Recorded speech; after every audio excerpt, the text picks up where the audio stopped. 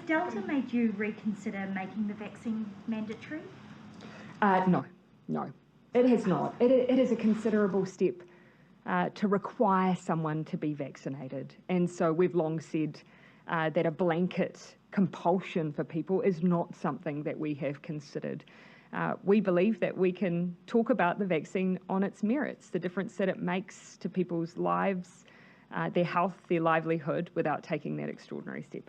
Dating back to at least the 17th, the principal architect of the Ministry of Health had been designing a COVID vaccination certificate system. And on the 20th, the Ministry of Health was briefed about this system and were briefed about the COVID vaccine certificates for large-scale events. On the 21st, they had a revised meeting about it. And then on the 24th, she was sent an entire draft proposal for how the app would look and how it would interlink with other systems. Now, if there was going to be no way that people needed to have mandatory vaccination, why on earth would this system exist, and why would it have been designed as far back as potentially April, according to this Official Information Act request? The document talks about two key things being the driving force behind vaccine certificates. A, transmission, but B, it talks about encouraging people to get vaccinated. This was going to be a stepping stone and a link to the Digital Identity Trust Framework, a piece of legislation that hadn't even passed its second or third readings, and it hadn't had the submissions heard by the public either.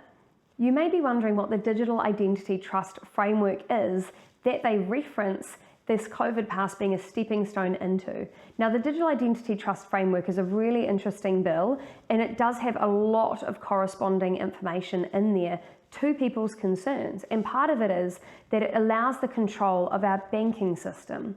As you know, a lot of the ATMs around New Zealand have been closed. They're talking about going more into a cashless society, and unlike current cryptocurrency forms like Bitcoin and Ethereum, where it's non-centralized and the people own it, they're wanting to create a centralized banking system.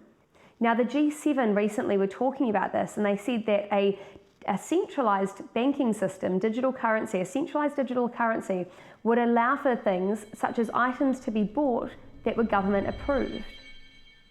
What would it look like to get government disapproved?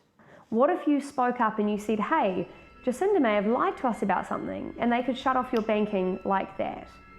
If they didn't bring in the COVID-19 vaccination certificates, I'm not sure how they would have managed to bring in the digital identity framework.